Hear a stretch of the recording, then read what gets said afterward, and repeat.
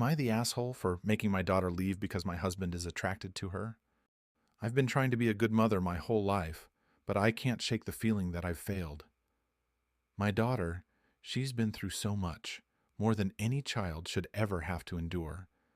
I remember when she first told me about the bullying at school, the hurt in her eyes, the isolation she felt, and I didn't do enough. I believed that stepping in would make things worse, that somehow the situation would resolve itself if we just let it play out. Instead of protecting her, I told her to take a shower and bought her new clothes, as if those small acts could fix the pain she was going through. She never forgave me for that. Years passed, and I remarried, hoping to show her what a loving relationship could look like after my first marriage had failed so miserably.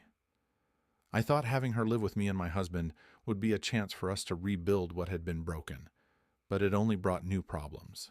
She's always been a quiet girl, introverted and imaginative, finding escape in her own world. She didn't like when my husband sat across from her at the table while she ate. I thought it was just her need for space, but there was something else brewing beneath the surface.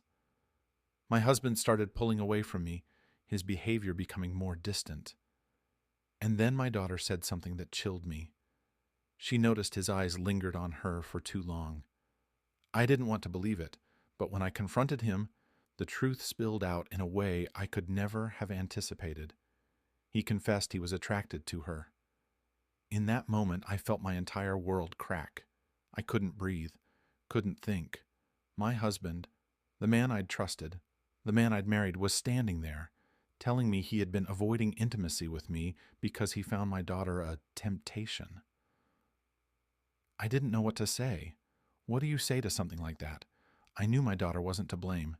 She had done nothing wrong, but the tension in the house became unbearable. Every time I looked at my husband, I saw the betrayal. Every time I saw my daughter, I saw her pain.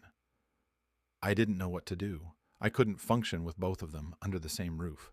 I needed space to think, to process. So I made a decision that still haunts me. I gave my daughter money to stay in a hotel and asked her to use the resources her college offered for students in need.